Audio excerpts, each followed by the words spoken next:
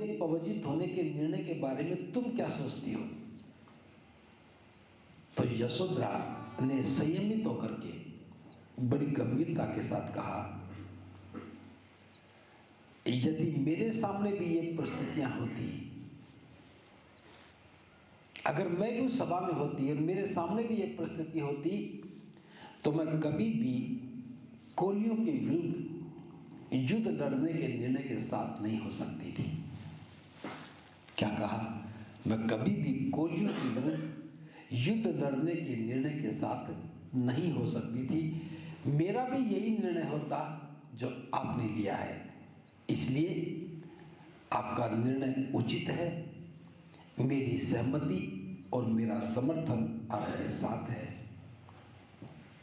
ये कितनी बहादुरी की बात थी कि आपका निर्णय उचित है और इस निर्णय में मेरा समर्थन और मेरी सहमति भी आपके साथ है। आगे कहती है, मैं भी आपके साथ ही पवजित हो जाती, मैं भी आपके साथ ही पवजित हो जाती। अगर मैं आपके साथ पवजित नहीं हो पा रही हूं तो इसके पीछे एकमात्र कारण यही है कि राहुल अभी छोटा है और मुझे उसका पालन पोषण करना है।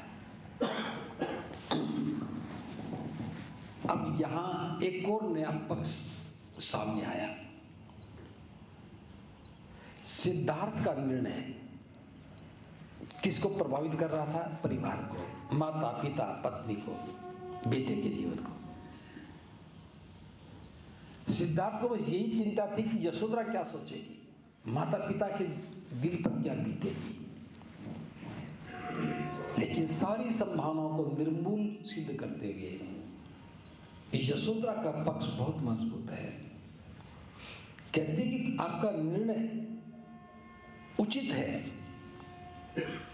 आपकी जगह मैं भी होती तो मेरा भी यही निर्णय होता। मैं कभी भी कोलियों के विरुद्ध लड़े जाने वाले युद्ध का समर्थन नहीं करती। आपके इस निर्णय में मेरी सहमति और मेरा समर्थन आपके साथ है। मैं भी आपके साथ ही पवजित हो जाती। अगर नहीं हो पा रही हूं तो इसका एकमात्र कारण यही है कि मुझे राहुल का पालन पोषण करना है। फिर आगे कहती है, जब आपने अपने परिजनों को और निकट संबंधियों को छोड़कर जाने का निश्चय कर ही लिया है तो आप किसी ऐसे जीवन पथ की खोज करें जो मानवता के लिए कल्याणकारी हो।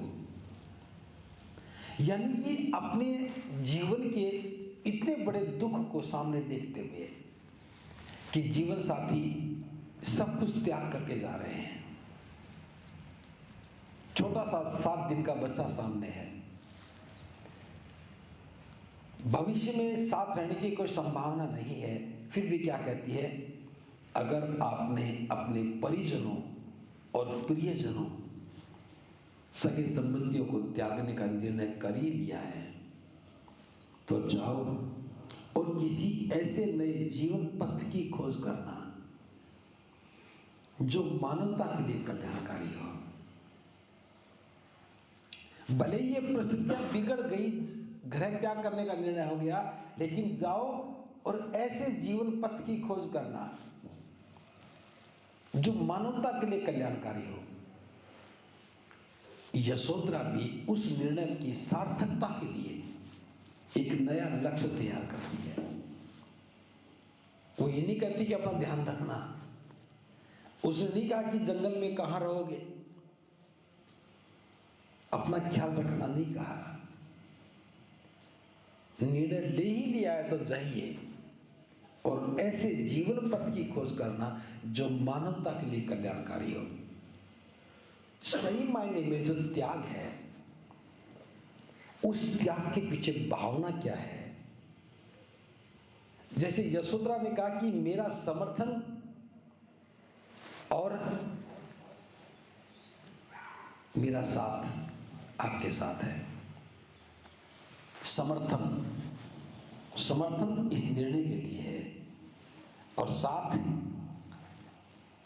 इस निर्णय के बाद जो भी संकल्प बनता है उसके लिए भी मेरा साथ है, और उसका साथ यही है कि आपके त्याग में कोई बाधा ना आए, इसलिए मैं राहुल के परवरिश की जिम्मेदारी लेती हूं। एक नया उद्देश्य खड़ा कर दिया कि ऐसे जीवन पथ की खोज करना जो मानवता के लिए कल्याणकारी हो। और ये बात सुनकर के सिद्धार्थ गौतम बहुत गंभीर हो गए।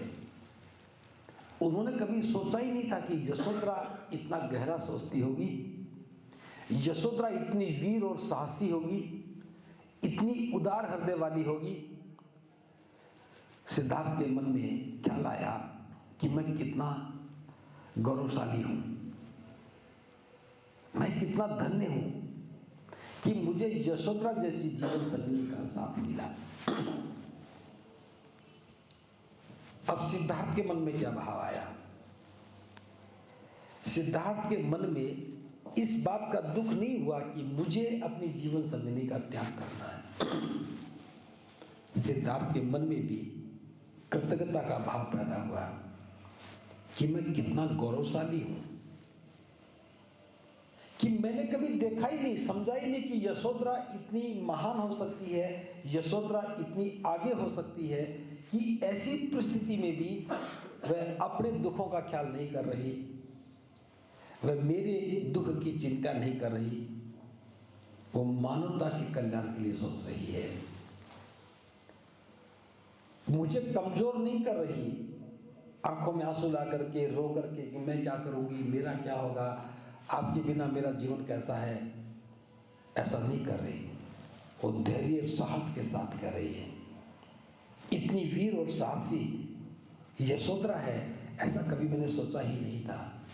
और सही बात तो यह है, हम जिंदगी भर घर में रहते हैं, परिवार में रहते हैं, जीवन संगिनी के साथ रहते हैं। हम सब जानते हैं वो खाना बहुत अच्छा बनाती है, सफाई बहुत अच्छा करती है और बहुत सारे गुणों की बात कर लेते हैं, लेकिन कभी भी उनके धैर्य, उनके साहस और उनकी हिम्मत का मूल्यांकन तक नहीं करते। और इसीलिए हम उन पर भरोसा नहीं करते।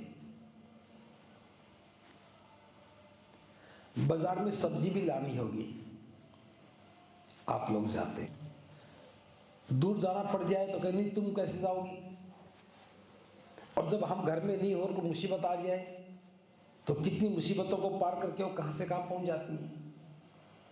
सही मायने में मैं इस विषय को थोड़ा सा आपके निकट लेके आ रहा हूं। कोई भी व्यक्ति अपनी जीवन संगिनी के साहस और धैर्य को जानता ही नहीं है। हम तो जो हमारे मन में एक धारणा बन गई है, महिलाओं का स्वभाव ऐसा होता है, उनका व्यवहार ऐसा होता है, वो तो रो पड़ती हैं, वो तो बहुत जल्दी भावुक हो जाती हैं। ये तो वो चीज है जो हमें दिख रहा है, क्योंकि हम यही देखना चाहते हैं और हमारा मन भी यही देखना चाहता है और ये दिखता भी है। लेकिन जब सही परिस्थितियां पैदा होती हैं तब वास्तव में उनका एक नया ही व्यवहार, स्वभाव और व्यक्तित्व निकल के आता है। तो ये जो अध्याय है